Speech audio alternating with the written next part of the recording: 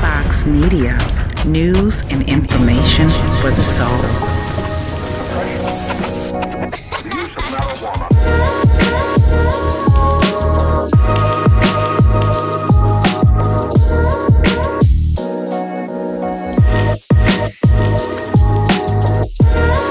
Please subscribe to Rainy Fox Media, like and share your views in the comment section. Thank you. They're not laughing with him. They're laughing at him. Hey, Abba!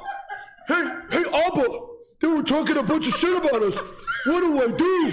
He called me a window licker. It's okay, Preach. We got more integrity than them. I got my editor on it right now. Just clipping it up. We're gonna call them racist. Is it Peach? Is it? And so he's saying Peach is an unrevolved. Shuffling and scratching and bootlicking and buck dancing. Thank you, baby. With the white man. So what Myron at Fresh and Fit did was not funny. The history of Blackface, the stock of characters of Blackface, the minstrelists have played a significant role in disseminating racist images, attitudes, and perceptions worldwide. Every immigrant group was stereotyped on the music hall stage during the 19th century. But the history of prejudice, hostility, and ignorance towards Black people has ensured a unique longevity to stereotypes. White America's conception of Black entertainers were shaped by minstrelist mocking caricatures.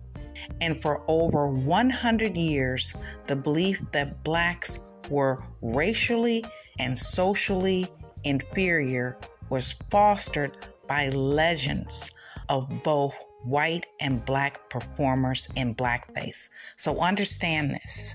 When you have someone that spends, from what I understand, they said the show was approximately 2 hours, spewing out the N-word, wearing dreadlock wigs, and putting on KKK hats, and they're Black. You have got to ask yourself, what is wrong with that picture? Because it's much deeper than you don't think he should have done it. It has an historical meaning. Just in case you guys didn't realize. Just in case, because they're making fun of Black people trying to make them look like monkeys. I knew your bitch ass was gonna... Aunt Jemima does not belong on the front of a pancake box. But why should you care? She's a respectable Black lady. You even heard that she became wealthy and her family loved that she was on that box and was super disappointed when she was taken off, right?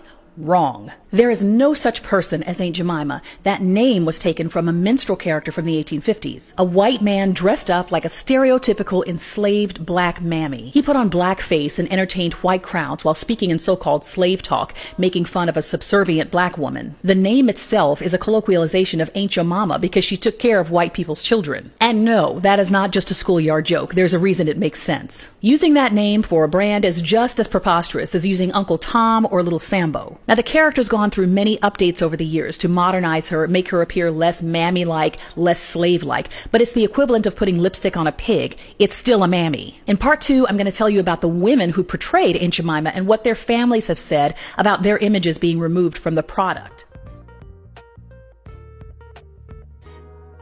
I heard that some of y'all were raising the salute, so I decided to come back. This really is the red pill community. But Dad's gone. No. At least you guys are honest about it.